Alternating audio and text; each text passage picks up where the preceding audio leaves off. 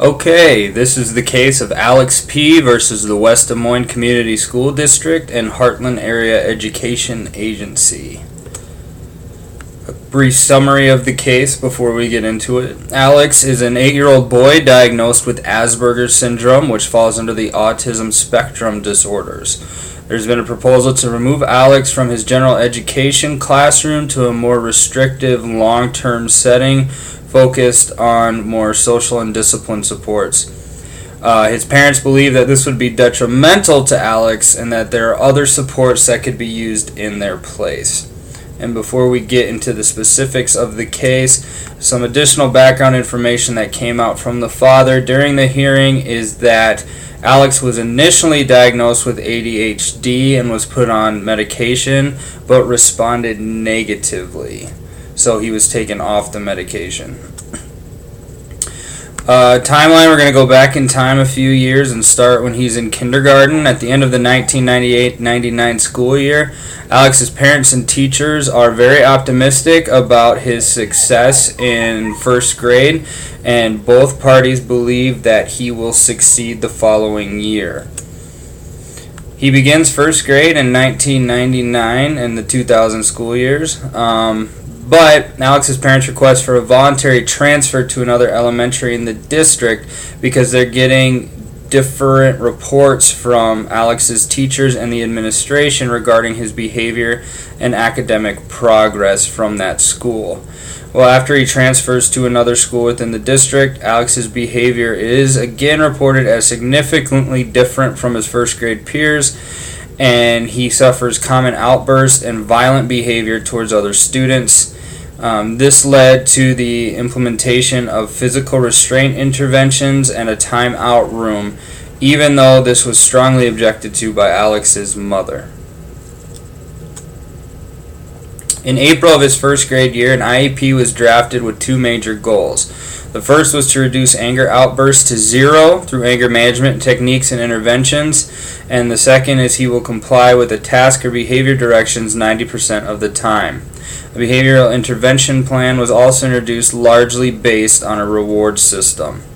In addition to this, Alex was given a 1-to-1 associate, and the associate was given permission to use restraint techniques on Alex, even though she, at the hearing, admitted that she was very hesitant because she hadn't received training and she wasn't comfortable doing so. Alex was given additional social skills instruction as well and started to show progress in his behavior. Over the summer before his second grade year, Alex was evaluated by a clinical psychologist named Dr. Sims, and it was found that he had very high verbal and nonverbal skills. He tested at an IQ of 127, which I might add is in the top 96th percentile. But he was also diagnosed with Asperger's syndrome, ADHD, low-level aggression, and oppositional defiant disorder. Dr. Sims' recommendation was for an autism consultant at school and also to provide more rigorous work and adapted recess for stress reduction.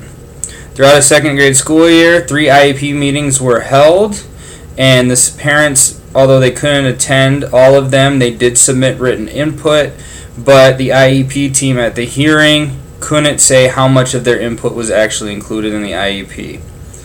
As a result, 2 behavior support plans were started, but there was no significant progress monitoring throughout the year. Over the summer between his second and third grade year, Alex went through vision therapy to improve his reading skills for the next year, and this was put in place by his parents. And after his vision therapy was completed, it was deemed a success. He starts third grade, and then in September, an FBA was conducted, and Alex was recommended for the Behavior Disorder and Social Skills class. Now, Dr. Sims, his clinical psychologist, and Alex's associate both suggested that Alex was making substantial improvement in his behavior in schools. But conflicting reports from the Director of Special Education and Alex's teacher suggested that his outbursts were even worse. He was very aggressive, and his performance was atypical of third grade behavior. An IEP meeting was convened in the fall, and 2 new goals were written. Alex was to comply with directions with 1 or fewer prompts 85% of the time, and Alex will communicate appropriately with one or fewer prompts. The parents did not agree with the IEP as it was laid out. They did not agree that he needed a more intensive environment, and they started a pre-appeal process.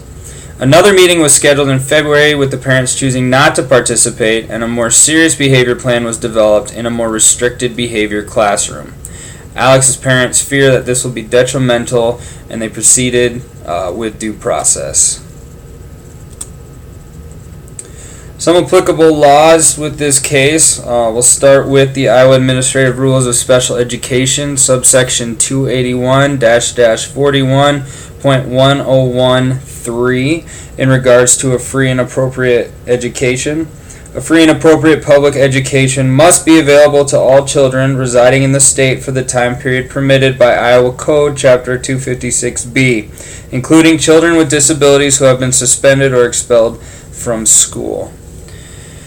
Iowa Administrative Rules of Special Education, subsection 281-41.114 2A and B, have to deal with the least restrictive environment.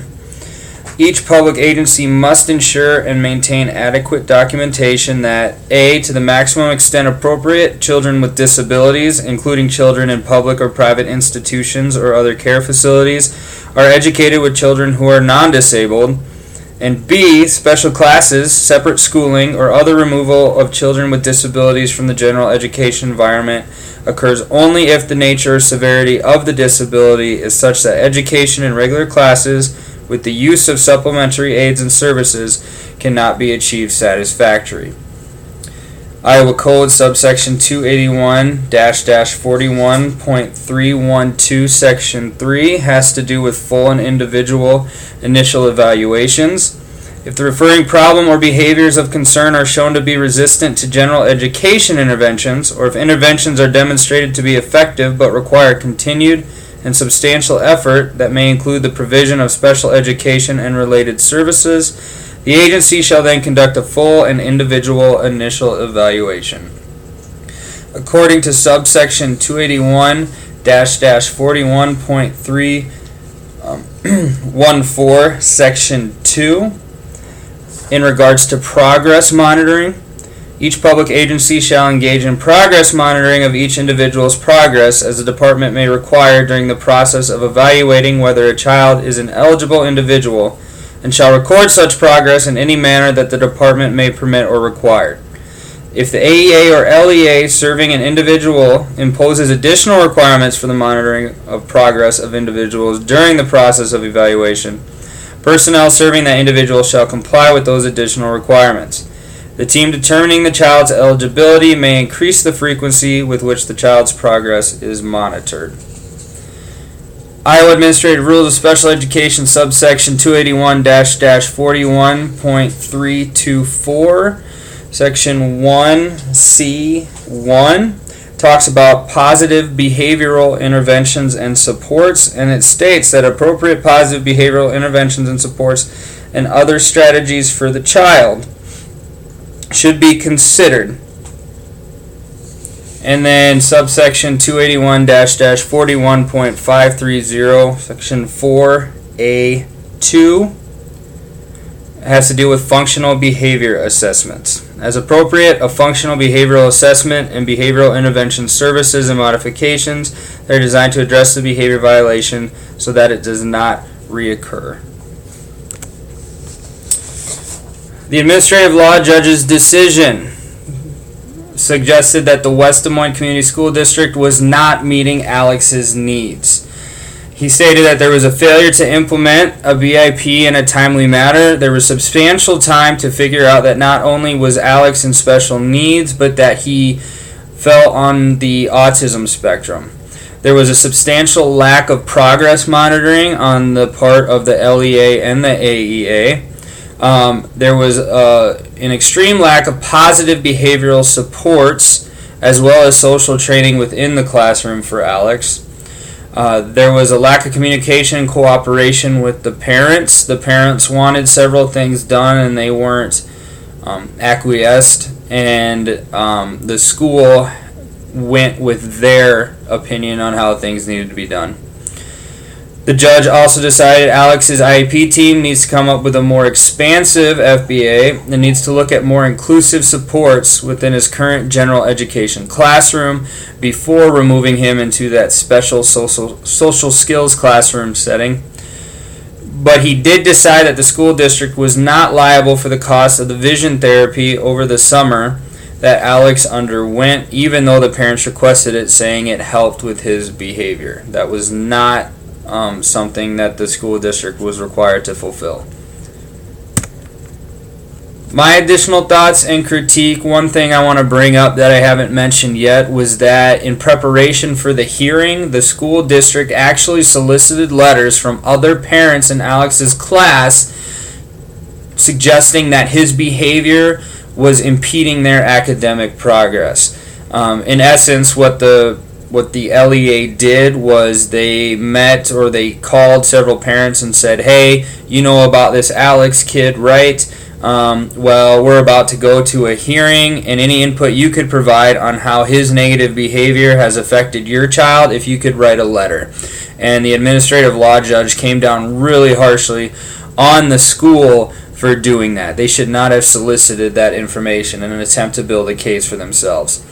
There were many, many inconsistencies in the testimony throughout this case, in that Alex's paraeducator and his clinical psychologist both swore adamantly that he was making substantial progress in his behavior, but his teachers and the LEA and the AEA constantly said he was getting worse and worse. Well, obviously someone's not right, and the administrative law judge sided with Alex's parents as well as his para and the psychologist.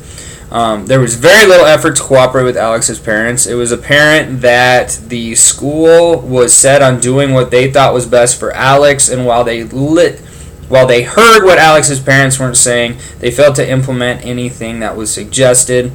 And something personally that I picked up on that I think the school really dropped the ball on is they didn't focus on Alex's gifted status. He had an IQ of 127, which is really high, especially compared to, I'm assuming comparing to his class. He is in the 96th percentile. He was very gifted despite his behavioral concerns, and the school should have spent just as much time focusing on that as they did with containing his behavior issues.